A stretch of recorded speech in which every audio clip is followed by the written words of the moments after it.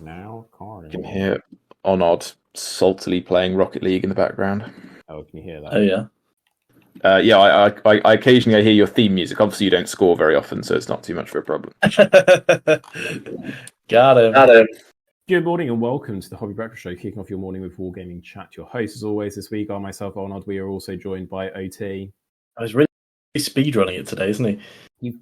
You're not OT. I know, I'm just interjecting. Pipe down. And Mayor. Hi. Hello, everyone.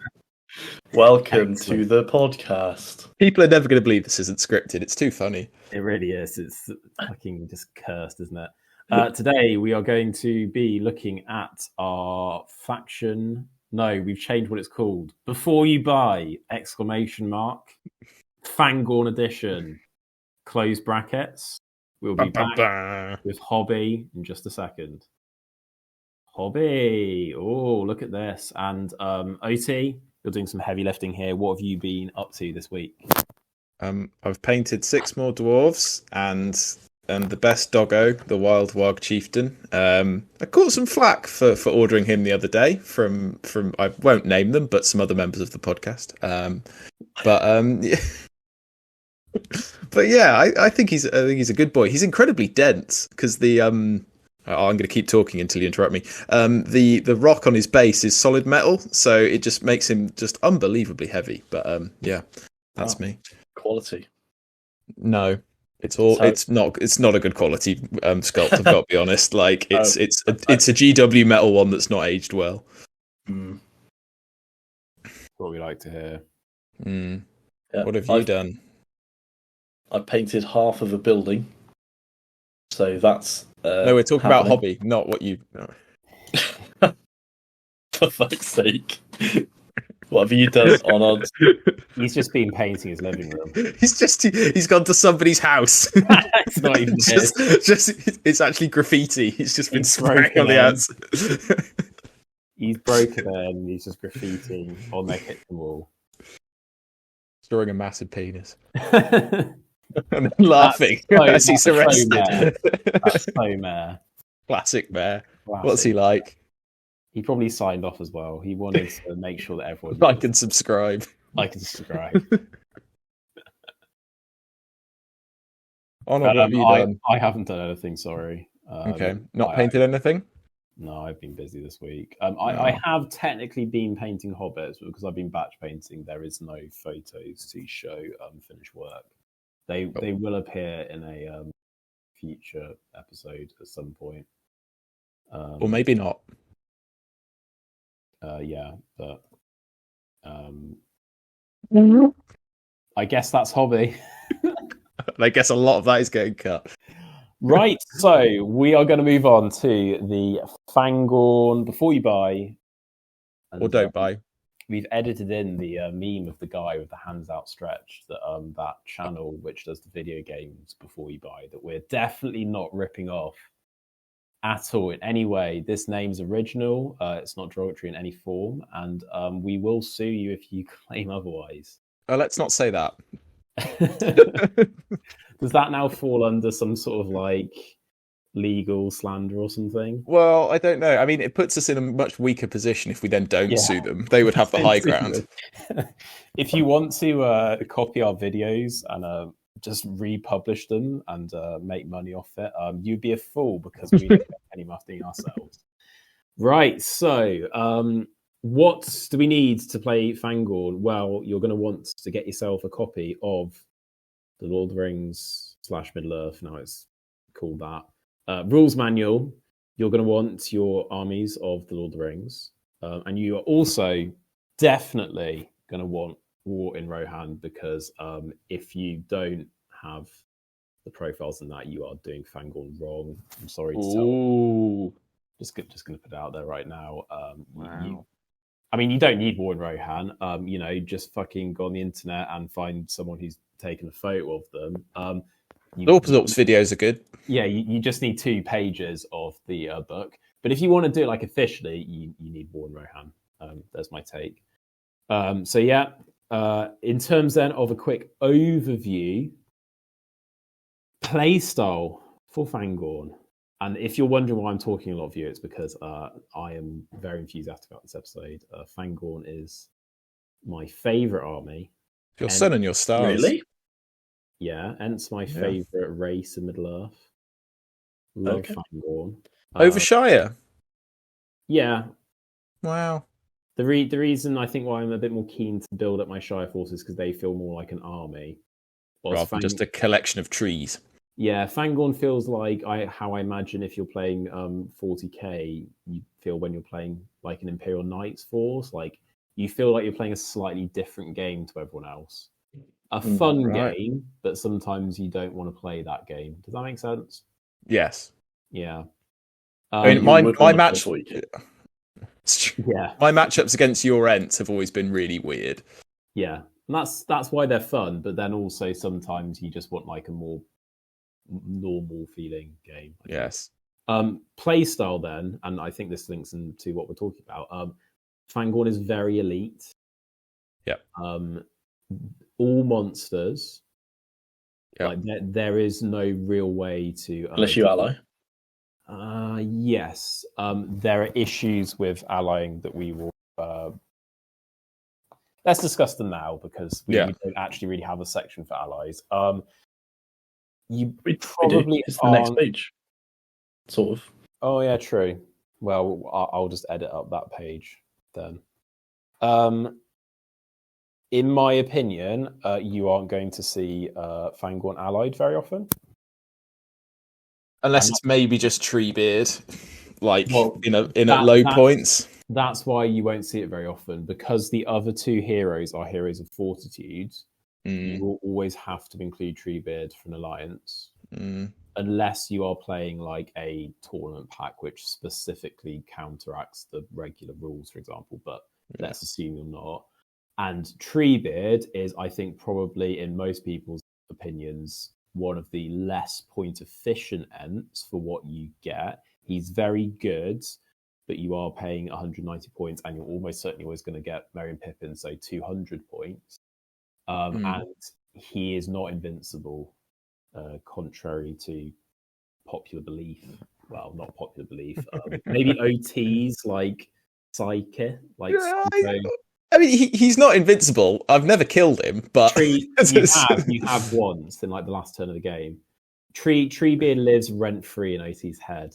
He does. He's just He's put down roots. In my brain, affected your brain, and he has a great time living there rent free. But no bills. Personally, for the Ents. What they bring, I don't think many good armies are going to want that over Gwai here, personally. I feel like if you're going to ally in a monster, you're much more likely to bring Gwai here than you are Treebeard. And if Quickbee was a hero of valor, then I think we'd be having that conversation, but he's not. So I don't think many people would be taking the alliances unless they specifically wanted to do like a specific army that they'd built. Ease of collection / painting. Very easy in regards to painting trees is actually not that hard if you just want to follow a painting guide. You can basically just dry brush them if you want, or you can just slap a contrast paint over them if you want. Now, if you want to add like moss effect and all of that stuff, like on Treebeard, I think like a lot of people do, like where you go to town with him. Sure, it becomes a lot more difficult, but you don't have to do that. You can make a tree look quite good. It's a bit like painting scenery if you really want to think of it like that. Because similar scale. Yeah, they are trees. Difficulty to play. I think to play in a way that you are going to be able to compete hard, not for necessarily a sense of you can just slap them down and run at people and roll some dice. Like they completely work like that. But if you are playing an objective game and you're gonna need to do some thinking, you find yourself with 3 models against say 30, you are going to have to spend a bit of time working out how you can actually get the victory points, so they become quite difficult from that sense. I've said that the point sweet spot is mid, specifically 500 is where they work best, in my opinion. Yeah, I can see that. They tail off a bit at higher points, I think. Or maybe not. I don't really know. Like, the trouble is the break point becomes... Yeah. Well, because you don't get the bullshit effect from Merry and Pippin. Yeah. Well, once you start having to bring in the warriors, as soon as you go up to 750, you've got 2 regular warriors, and then you've got the 2 heroes with only 1 fate point, and if you just kill them, your army breaks. Whilst the nice thing about them at mid points is that you basically have to kill Treebeard to knock Merry and Pippin off, because they count towards your break point. Yep. So I think for like the shenanigans of how you manipulate your break point and your Ents being having their army bonus and where you get like use out of it. The alternative would be to say, I suppose, if you go really high points, where you're starting to get to the point where you have enough Ents that it's not such an easy task to just kill them all, then they might start becoming good again. But I don't think that anyone realistically plays at the kind of points we're talking about, where we're talking like 1,000 plus, aren't we? Like, and maybe significantly beyond 1,000. Like where you can start chucking in like 6 Ent warriors and the 3 heroes, and you're kind of like, okay, an opponent is going to be able to take out some of my Ents, but I'm also going to just be like slapping through their warriors every turn with most of the other ones. Cost to collect. This slide was made before the price hike. I think it might go medium to high now. Well, I mean, I suppose it's all relative, isn't it? Like, I suppose relative to everything else, it may not actually have gone up too much. Although a regular Ent warrior is now 50 quid, isn't it? No. Treebeard. Ents are 30 quid. Okay, that's not too bad. But bearing in mind there's no model for Beachbone, you're paying 30 quid for those. Treebeard is he 50 now? Yeah. And then if you want the official Quick Beam mod, he's quite pricey. He's 61 quid? Yeah, he's 61 quid. Which, when you consider how, like, if you compare him to Grimbjorn, big oof. Hefty oof. Like, but if you compare him to the Dragon Emperor, less of an oof. Grimbjorn is 45 at the moment. Now, when I bought Quick Beam, he was 45. Jeez. So since Quick Beam's come out, he has gone up by 16 quid. Eef. So not ideal. God. So yeah, you are looking for a 500 point army at spending £141,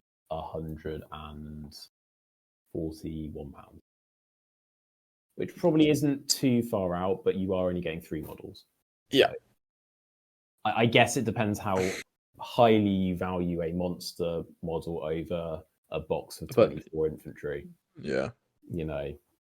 Well, I guess it's quicker to paint, probably. Like, yeah, if you're talking about the contrast and stuff like that, and dry brushing, because to get them to ability, I've put low. Yes, yeah.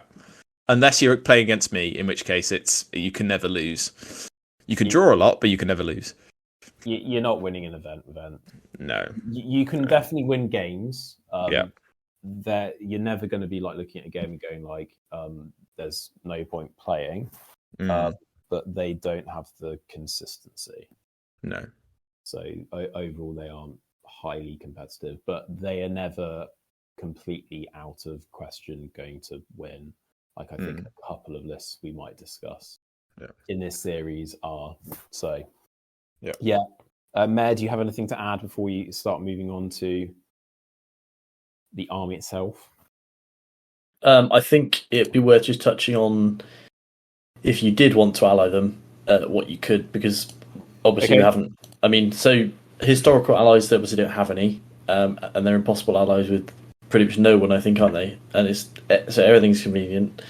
I mean, if you did want to try and take them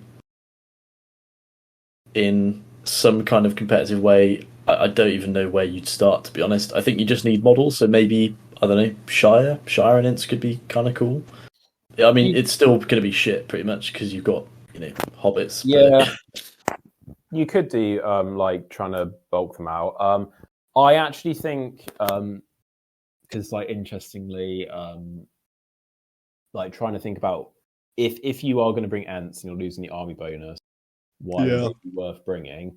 The armies that I would say you might be able to find a way of making it work. Shire is one because you can bring loads of numbers and then the Ents provide the heavy hitting. Mm-hmm.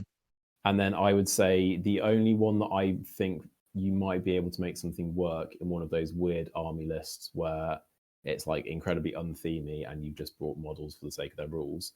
I think you might be able to do something with Arnor because I think with their 5+ from Malbeth and then bringing a big model like Treebeard, like there might be something you can do there because Arnor do have quite cheap troops actually.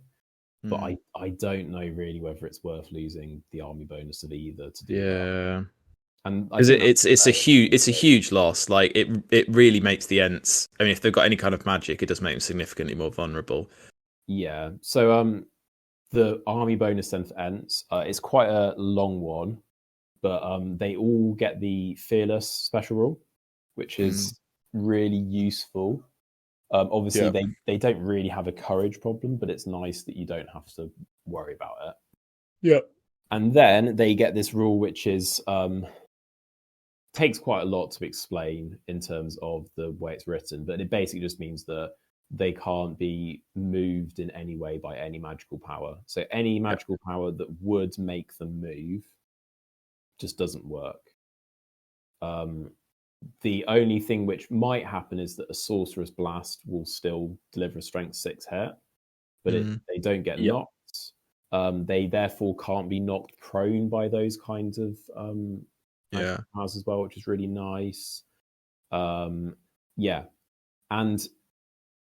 the thing that's really nice about that is that you don't have to waste your will points on that kind of magical power. So and your warrior Ents don't need to. And your warrior Ents are won't get automatically moved around. They're getting a very interesting form of like resistance to magic because on the one hand you can't resist a lot of spells, but on the other hand you are insta kind of you don't even have to roll not by some of them. So it is very useful if you do come up against a magic user. The only time I've ever played a game where this was relevant was I think against Elrond. So it wasn't massive. But I think if you were playing some like Saruman, this would be super useful. You can of course still be like immobilized.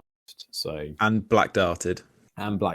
So it's not potentially as universally useful as resistance magic would have been. But I think it's nice that it just avoids some of the issues that an army like the Ents could run into. Feels very themey as well. Like it feels like it fits in with them nicely, which is a cool thing. I mean, I think they could have had resistant to magic, and I'd have been okay with that as well. But yeah, this feels cool. I think they should get something if we're into the territory of stuff they should get, which we won't spend too much time on. But I think it would have been cool to add to this that the Gondor hero that gives them the special rule where the enemy backs away regardless. Yeah. It's not in gold. It's the other dude. It might be in gold. No, I think no. Irolas's sword. I think it might be in gold. Okay, but I quite like the idea that the Ents just like never back away because they're like standing too so big. firm. Yeah, but it doesn't really matter. It's not. No. I think most people would rather see Ents get something like their throw stone counts as like more of a siege weapon, just so that they have a bit more they can do rather than just the like sniper stone shot where you are supposedly lobbing this massive stone, but it remarkably only ever hits one guy. You want it to hit, yeah. I'm surprised they didn't get a random legion in the book. Just for having new models. This was the pre-Bjornings and bullshit. Kind of, we're just going to have a legion instead of an army. Yeah. Although I guess Dunland kind of introduced that, but Dunland are an interesting case where they're like an army within an army. Shall we get on to the models, the range? Yeah. It's quite a limited range. It is. So there's 3 models available. but there are Four different characters. Beachbone does not have a model, which is odd. Same as was it the Runish Wardrake for the Easterlings? They never got a model either. Supposedly, Games Workshop claim they don't make things about models. But bullshit. Does that mean you're allowed to bring a non-GW model to an event if you bring Beachbone? Not to a GW event. Rip. You could just use a normal ent and paint it differently. You have to do what I do, which is just play one of your plastic ents as Beachbone. Beachbone, yeah. Which is, fine. So yeah, you get heroes wise Treebeard. Technically, you've got Merry and Pippin, although they work slightly bit weirdly differently to how you would normally have a hero character. You get Quick Beam and you get Beachbone, and then for warriors you get the Ents. Let's start with Treebeard. Treebeard is a big hero, literally. The tonk. And from like a raw stats wise, he is like one of the beefiest boys in the game. Like he is really kind of bringing some power. So he is 6-inch move, fight 8 with a 4-up shoot, strength 8, defense 8, 3 attacks, 3 wounds, courage 7. So unless you roll a double 1, he's doing all right. And even if you do, he's got 6 will. So it's unlikely that Treebeard would ever run away unless in a really specific instant when you've got a lot of harboring of evil, I guess. Yeah. He's got 3 might and 3 fate, and his war gear is roots and branches, which I assume means you can't break his weapon. Does that? Probably not. I guess you can break roots and branches, maybe? I don't know. That feels wrong. I guess it doesn't specify that he's never unarmed, but they feel like that's not a war gear option. Maybe there's been an FAQ on that. No, that's quite niche. I'm too lazy to look it up. I'm sure someone will tell us in the comments section. Heroic actions, strike, strength, and defense. Decent. Good. Strike, obviously, is useful, and you are almost certainly going to 10 unless you roll that 1, which is super good. You're probably not going to use strength very often. No. Strength 8 to strength 10 doesn't feel well. You're more worthwhile. likely just to rend if you need that, or go to the bludgeon as well, which is solid. Bludgeon's very useful for if you need higher strength. Bludgeon's useful for if you've been surrounded and you want to kill as many as possible. But even then, there is arguments to be made that bludgeon isn't actually that useful potentially. And then heroic defense. You think that you wouldn't need a defense aid, but actually that probably is one sound. If you're trapped, I can definitely see breaking that one out. Could be real good. Yeah, I feel like I might have popped heroic defense when I was playing Mare, actually. When you used all of your Thorin's Company Dwarfs on Treebeard, did I use it? I can't remember. You might well have done for 1 or 2 turns, yeah. Yeah, but it is more useful than you perhaps think it's going to be. Yeah. Treebeard has a war gear option.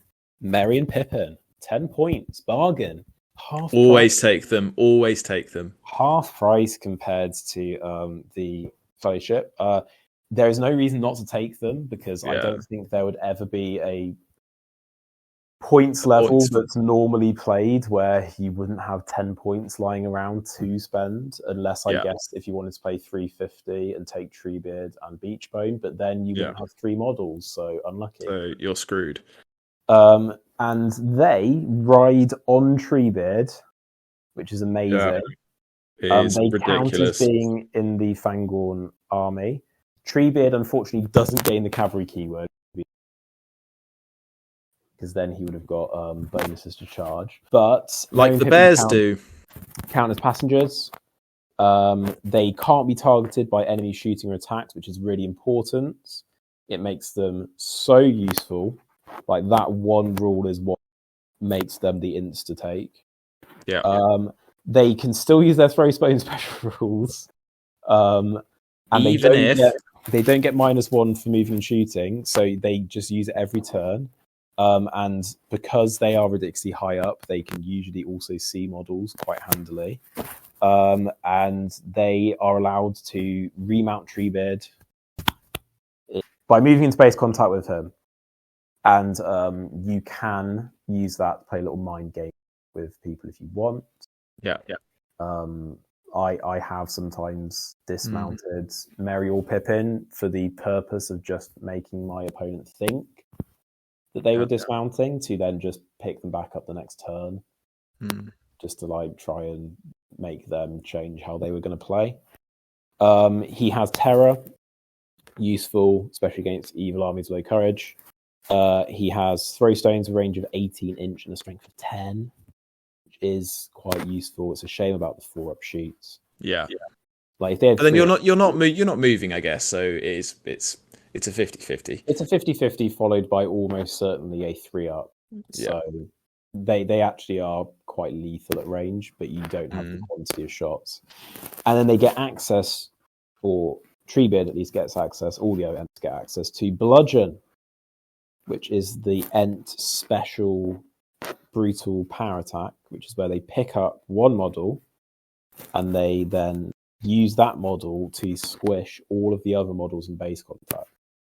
And it basically works that you keep rolling, and if you keep killing a model, you can then move on to the next one and see if you kill it. But if you fail to kill one, then your sequence ends, and the model that's been picked up and used to squish the other models takes a hit for every model that it gets hit into. Personally, I don't really like Bludgeon that much. I tend to use it mainly for if I want to dismount a hero and I'm fighting a couple of others, I use it. And there are cases where if you get surrounded, it might be worth using. But because you're essentially having to roll a 3-up against most enemies to kill them, like on average, like how many are you likely to roll before? I think statistically it's kind of similar to doing 3 wounds to hit 3s, is it? It's very situational, I think, isn't it? And like I think its main intention is for use against cavalry. Is definitely my perception. Like as you say, you've got that big mounted hero. You can just definitely knock him off his horse and do a few wounds along the way. The bonus to it is because you wound the model that's being used to hit stuff and the thing you're hitting. If you pick up a multi-wound model and then you squish 2 other guys and then you fail, then you are dealing 2 wounds to the guy who squished them. So then it ends up being worth doing. Good against Bay Awnings? Maybe. I think. But maybe, yeah. You wouldn't be able to kill the model that you hit initially, so your attack sequence would instantly end. Yeah. I presume you can't pick up the bear, it's man-sized model, isn't it, or something? Yeah. And you have to slay the target in order to hit again. So actually it would be useless to be honest. Sorry, AT. Sad times. Oh, because they're 2 wounds. Sebastian was talking about this at the weekend. Sebastian used his bears in a 1,100 point game, so he's 100 points under, against an Ent army. And the Ent army had played it wrong. They'd picked up a model, and of course, because they will have 2 wounds, even if he wounds the model he's picked up and the model he hits, he's not going to kill either of them, so it would just end. It just ends. You'd be much better off just rolling regularly. Yeah. Yeah. He was saying... Hurling. I mean, they're only defense 4, so you might as well just try and kill 3, or just do a wound to 3 different ones, and then maybe use the brutal power attack on the next turn. I don't know. Yeah. It's not a great matchup. To be honest, defense 4 for Ents isn't actually that important because... strength 8, but yeah. It's 3s up until defense 6, isn't it? Yeah. Defense 7. Yeah, I meant 3s included. Yeah. Bludgeon's a niche one. Personally, I think the other brutal power attacks are way more useful.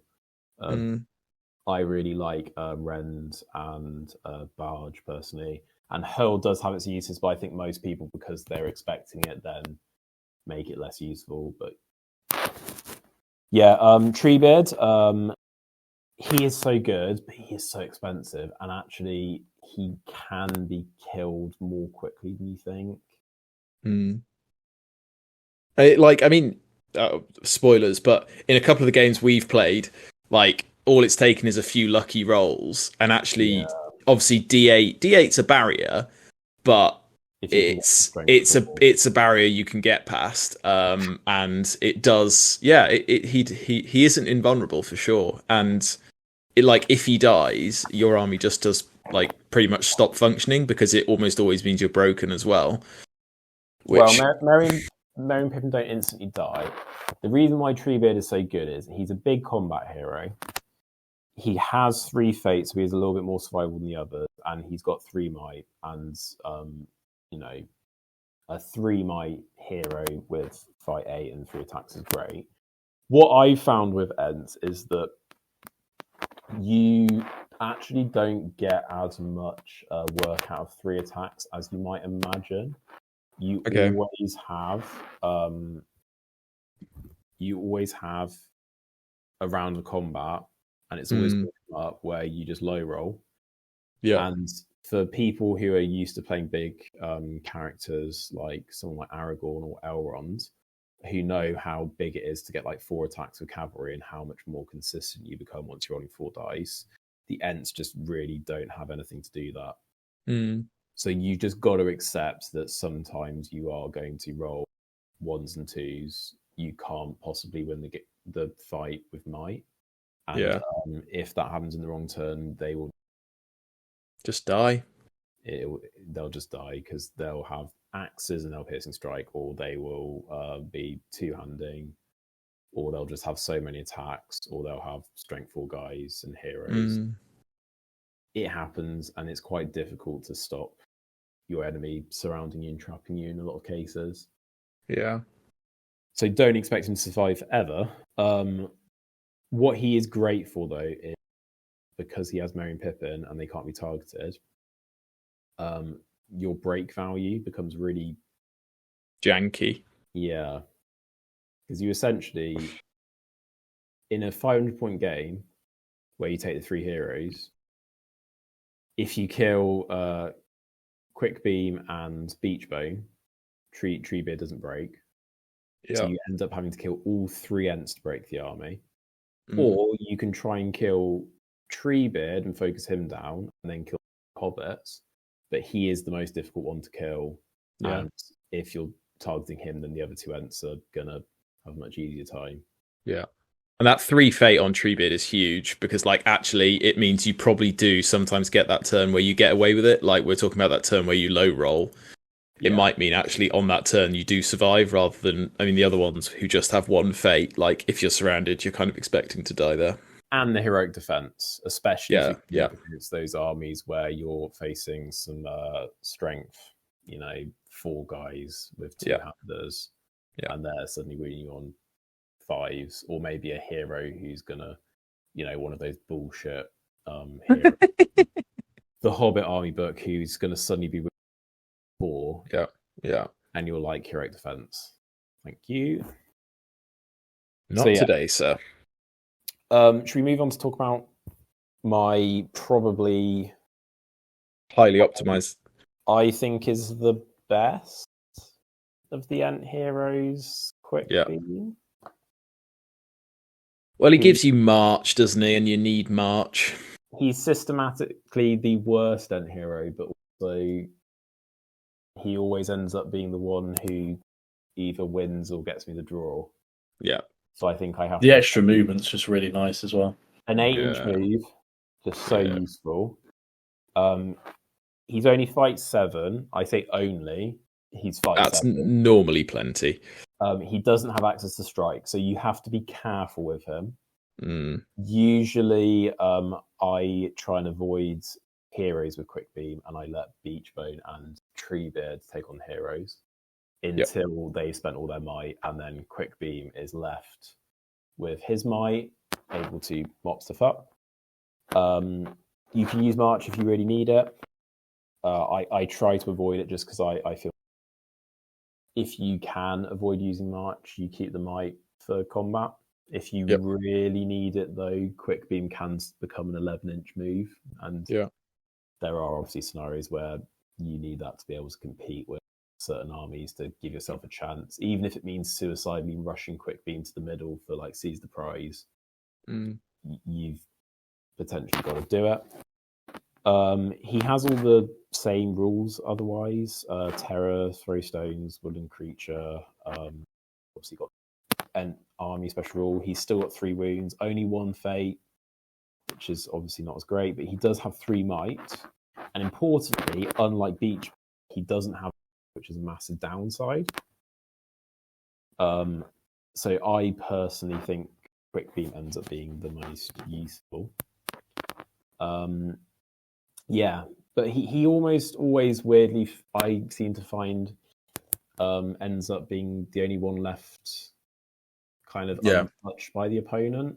I think everyone's Is that because you're sending him into warriors and the other 2 go into heroes? Possibly, but like that assumes obviously that I choose the combats all the time, which with Ents, that isn't necessarily true. I think it's just that people are more worried about the other 2 because they know they can strike, and they kind of think, oh, we'll deal with Quick Beam later. And I think also his 8-inch move just enables him to do a bit more kind of janky stuff. So, really great Quick Beam. The other Ent hero, still very useful. He's 20 points more than Quick Beam. Quick Beam's 140. So Quick Beam is actually 20 points more than Hero. If you said 2 inches extra move, 3 might, a fate point, and Heroic March for 20 points. Ooh. Yeah, pretty good. Pretty good. Beachbone, though, who is a big 40 points more, still definitely worth it. He is exactly the same as Treebeard up until Might Will Fate, at which point... Oh, and Courage, sorry. So not exactly the same. He's Courage 6 rather than 7, still very good. He's still got 3 Might, but he only has the other one, Fate. He has access to Strike and Strength, so he's still very useful in combat. Unfortunately, he doesn't have the defense. I mean, but strike by itself is probably worth 10, 15 points for an Ent. Like, Strike's going to get him out of a lot of situations, and having Fight 8 means that there's also going to be much more kind of situations where you don't even need to use it potentially. He does, however, have a passive special rule. Beachbone must reroll failed to wound rolls when making strikes against any Orc, Uruk-hai Goblin, or Isengard models. Great, you know. Wound on 3s. This makes Beachbone's bludgeon very good against those models. Oh yeah, that's a good point. I hadn't thought of that. But unfortunately, Beachbone must always charge an enemy Orc, Uruk-hai Goblin, or Isengard model if able to do so. So you can get kited. Yeah, bad. Any person who is going to be able to think about how to deal with that, Beachbone will just end up either being sent across the board in a useless way. That leaves a very expensive Ent model helping you achieve your objective. Or he will, keep charging in, but your opponent will do it in a way that they can then trap him, potentially kill him. I really don't like these rules where if you have to charge something, you must. I think it's a huge nerf if it's used correctly, and especially your biggest fear with Ents is getting trapped, because actually in one-on-one combat, even against big heroes, you should normally be fine. But as soon as you're getting surrounded by lots of dudes with 200 weapons, suddenly it can become much more lethal. I think it's just too easy to yeet him off. Like my worst fear with Beachbone would be, because it's Isengard models, would be having an opponent who's using Dunland. Get fucking Gorl. Well, or Saruman on his horse. Although actually, is Gorolf an Isengard keyword? Maybe he isn't. I think he is. He's Isengard, but not Urukai, potentially. No, he doesn't say Isengard. It says Dunlanding. Oh right, okay. Oh, in which case, I guess not then. That would be a problem. I reckon you should get it against any model with an axe. Nice. Maybe it is specifically an Isengard model, though. It doesn't have Urukai. Okay. So he would get this against who is it? Is Saruman and Grima going to be the only Isengards who are as a Dunlanding keyword instead? I think so. Essentially. So if Saruman is going to be used as a very expensive kite, how does that work with Grima then? Grima can't be charged, but Beachbone must charge him. I think he just can't be charged because he counts as a friendly model. Okay. Oh yeah. So he I guess it wouldn't be an enemy model. So he reveals himself. So yeah. There you go. There's another interaction that's not been covered. We're covering them all this evening, aren't we? These fucking stupid interactions. Grima would be the ultimate. On a side note, Grima is like your worst nightmare as a player. Yeah. He'd be so good at body blocking, wouldn't he? Yeah. As well, like you can't do the normal thing of just trapping him between three models because you've only probably brought about three models. I guess you could dismount Merry and Pippin and leave an Ent warrior behind. But that would be a very expensive. You could trap Grima against a wall if your opponent's silly enough. Yeah, but they're probably not going to do that. And as we know, Grima just climbs up the wall. Yeah, parkour. Parkour flies away. It's almost 10 o'clock, and we're on heroes. Well, there's only one warrior, so worry. Okay. So Beachbone, very good. If you're playing against Orcs, Uruk-hai, Goblins, or Isengard, he's a bit of a two-edged sword. He'll be very killy, but your opponent will be going to kite him away if they're so. Right. The warrior. Think of everything I said about Quick Beam, but they don't have any might. They don't have any fate. They have 2-inch less move. And not having might for such an expensive model is a big oof. Oof. So little consistency. Yeah. Sometimes they will do fine, and you'll be like, great, and you just keep rolling the sixes, and they keep squishing dudes.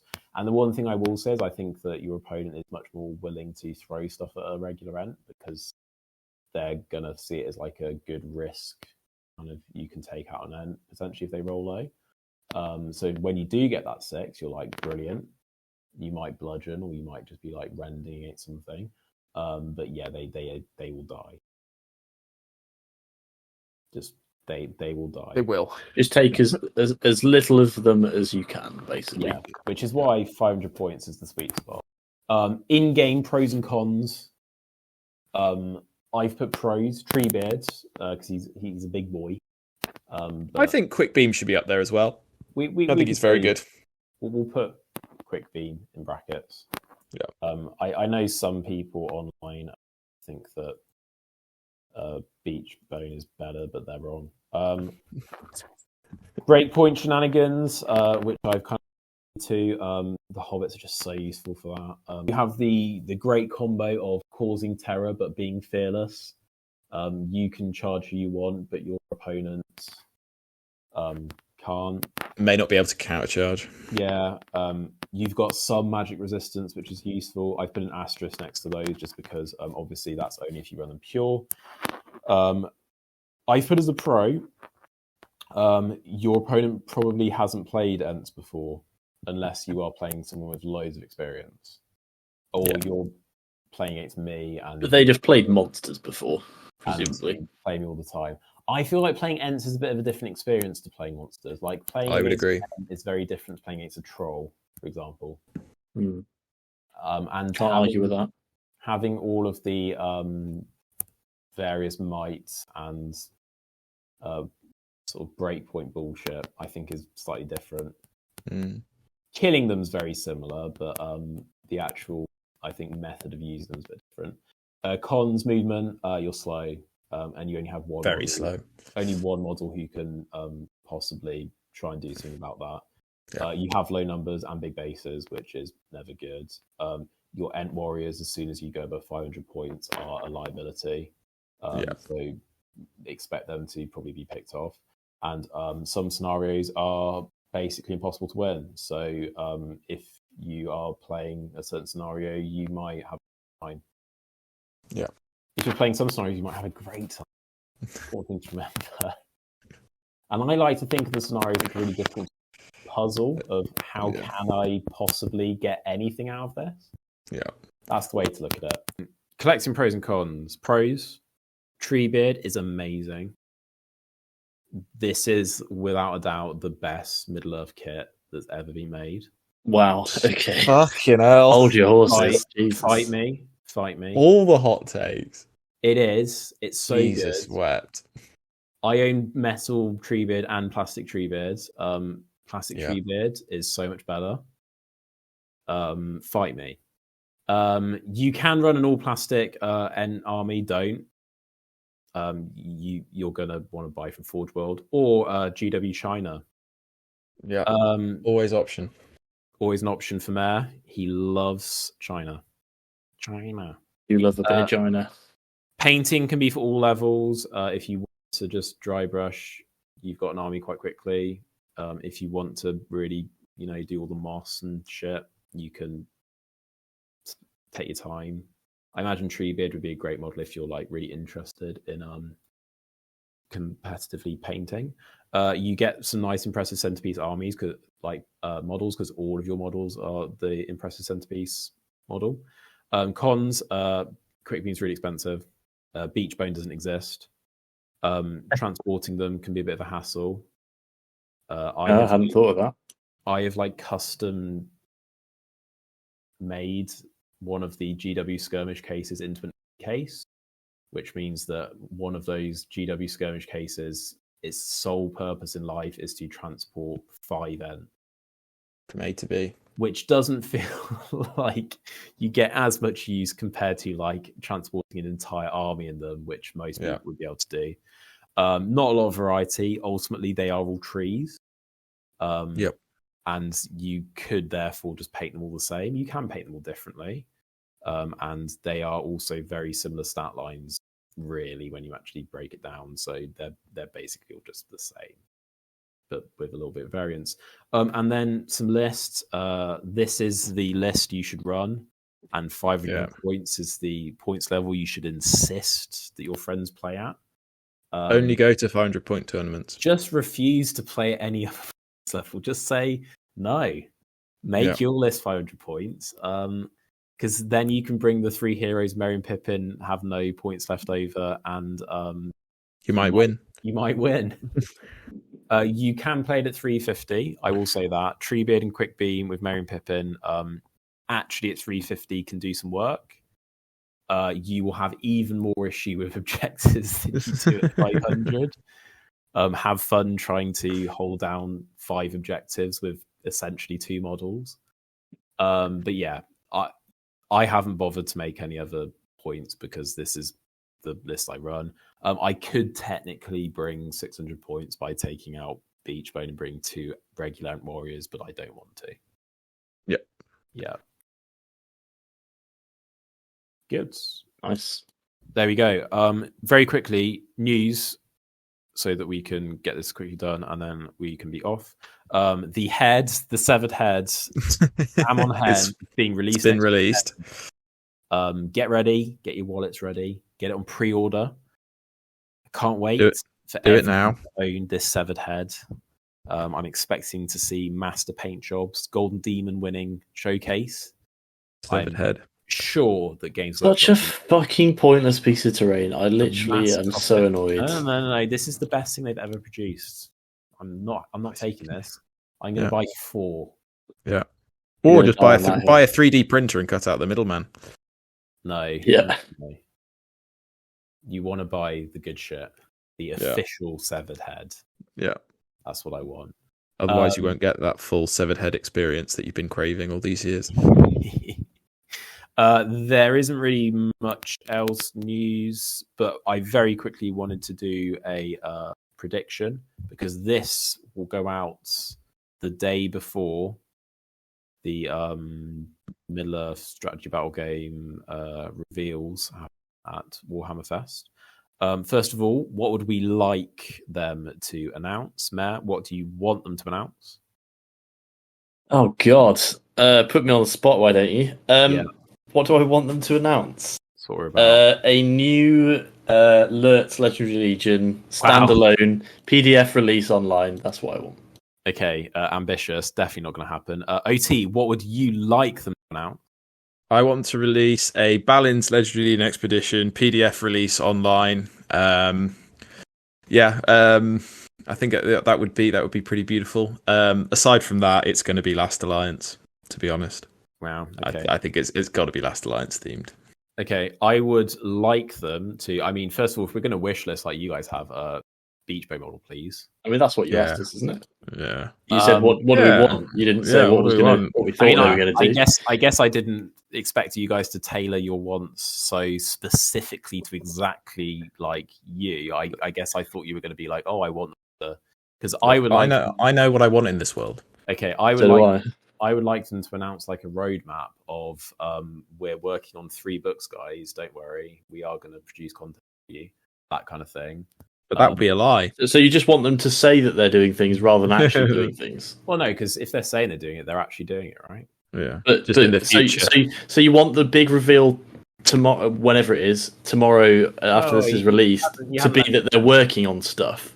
No, I want them to announce what the next book is going to be. And okay. that it's going to be coming, within a couple of months, ideally. And then I want them to say, and by the way, we are working on a few more books. Don't worry, we're not ignoring this game, because it does kind of feel like they've ignored it a little bit recently. Yeah. I would also, even though I don't like movies, like them see the equivalent of Quest of the Ringbearer for The Hobbit, because I think that's not a book that they should do. What do we expect them to reveal? Last Alliance. Yeah, probably. Or some stupid, pointless terrain. Yeah. Okay. Yeah. I mean, Last Alliance 2 is mostly. If they want to make it more in depth, they could go for some kind of like Ancient Wars type thing, because then they might grab stuff like Arnor as well. And I'd really like to see some Arnor stuff. Like that would be really cool. Yeah. But I just don't think they'll bother. Do you think we're gonna see new miniatures, or do you think it will just be Last Alliance book? This is what's going to be in it, and we will then slowly trickle the actual miniatures for the next 2 months. I mean, if it's new, if it's Last Alliance, they could do a new Elendil and Isildur kit, maybe a new Gil-galad model. I don't think we're getting plastic high elves. Sorry guys, I don't think that's happening. Maybe not. What else could they do? Maybe a couple of new Arnor heroes. If that would be cool. We're gonna see Isildur's brother, whose name is Anarion, who is mentioned in the rulebook with no profile. Do you think he will be announced? Anarion. Yeah, that'd be cool, because I mean he's even in the book, isn't he? As you mentioned, like that little, if they're within 6 inches of him or Anarion, they get the rules. So yeah, maybe a little budget, cheaper hero. Yeah. Good. Great. So concludes this quite lengthy chat about Fangorn. Yeah. Short episode, my arse. It really was just me. Cut it down to a solid 10 minutes of content. Yeah, nice. Cut it down like a tree. Oh, so mean. I take that personally. Yeah. Fucking good. I'm really surprised you said Ents were your favourite. Why are you surprised? They're my favourite race. My hobby profile is an Ent. Yeah. I just assumed it was Shire. My name is Ent in Elvish. Yeah. Why aren't I depicted as an Urukai then? Because you're the mayor, so you have to be the mayor. I mean, what would your Urukai nickname be? Well, you might. I don't know if you remember this, guys, but fucking the One Ring forum. Do you remember what my name was on there? I love Lurtz. No, it was Carvag, because I thought it was a cool fucking Urukai name. No. Oh, those were the days. Carvag. Even when we went to school league, someone was like, "Oh, you're Carvag from the forums." Someone did not recognise you by your 100%. Urukai nickname from an online 100% forum. they did. They Okay, actually that did. person is a stalker. Or it just demonstrates how much Mayor used to post on that forum. Yeah, was it lot. only you on there? Only you and him? But bearing in mind, Mayor probably put a post saying who else is going to school league, and when Yeah. like I'm Carvag. Someone said, come and say hi. Come and say hi. Fucking hell. when the 8 people who played Lord of the Rings SBG at that point in time and were going to school league turned up, and he was the only one with Urukai, it was probably fairly obvious. Probably, yeah. And I was playing it wrong. Anyway, we won't go into that now. Oh yeah, linking or combat. Yeah, Real thanks good. for listening, everyone. Filthy cheating from Mayor. It was all fun and games until I brought elves, and then suddenly I just completely broke the meta for like one game. and then we revealed to you that's not how it works. And, Yeah. Mayor's world came crashing down. Tissue lies. Good. What are we doing next week? Very quickly. Did we have a schedule? Was anyone schedule open? This is a no. Are you asking inside? Rivendell. Is that actually what we're doing, or is that just? I don't know. I just made it up, but it's one of the ones that's complete. It might be Rivendell or Isengard. Let's do Rivendell. Okay, so Isengard's taking a back seat because I fucking failed to complete it. I'm just going to assume that next week it will still be slightly incomplete. Well, I have. Let's do that. The week after I have off, so it's probably going to be Isengard that week. Oh, there we go. Right, the whole week doing an incredibly in-depth Isengard review. Yeah. Next week we are going to be doing Before You Buy Rivendell, and OT is going to be vigorously rubbing his thighs as we talk about Riv Knights, because that's what he does. Yeah. Even though he doesn't actually like them. No, I hate them now, but still buy them because. Hang on. Good. Yes, join us then.